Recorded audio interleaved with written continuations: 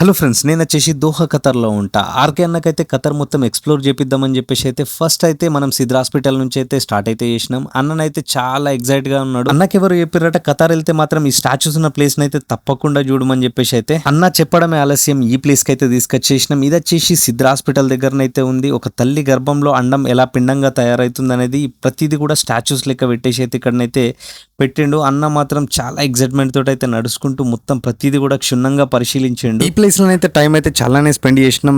సూర్యుడు అయితే నడి నెత్తి మీద ఉన్నాడు. అసలు ఇచ్చే టెంపరేచర్ అయితే మామూలుగా లేదు. ఇంత వేడిలో కూడా ఇక్కడైతే చాలా టైం అయితే స్పెండ్ చేసి ఒక్కొక్క విషయాన్ని అయితే డీటెయిల్ గానైతే ఎక్స్ప్లెయిన్ అయితే చేసిన. ఇక్కడ నుంచి అయితే అసలు పోబుద్ధి కాలేదు. ఇంకా ఎండ లేకపోతే మాత్రం ఈవినింగ్ వస్తే మాత్రం డెఫినెట్ గా ఇక్కడైతే చాలా టైం అనేది మేమైతే స్పెండ్ చేస్తుంటే అన్ననైతే చాలా పేషెన్స్ గానైతే ఒక్కొక్క స్టాచ్యూ దగ్గరనైతే చాలా టైం అయితే స్పెండ్ చేసిండు. చాలా అంటే చాలా అద్భుతంగా నచ్చింది అన్నకైతే. ఈ ప్లేస్ తర్వాత అన్ననైతే ఇంకో ఐకానిక్ ప్లేస్ కి అయితే తీసుకెళ్లాలా. అన్నకు లైక్ వేసుకోండి, ఛానల్ మాత్రం మర్చిపోకుండా సబ్స్క్రైబ్ చేసుకోండి.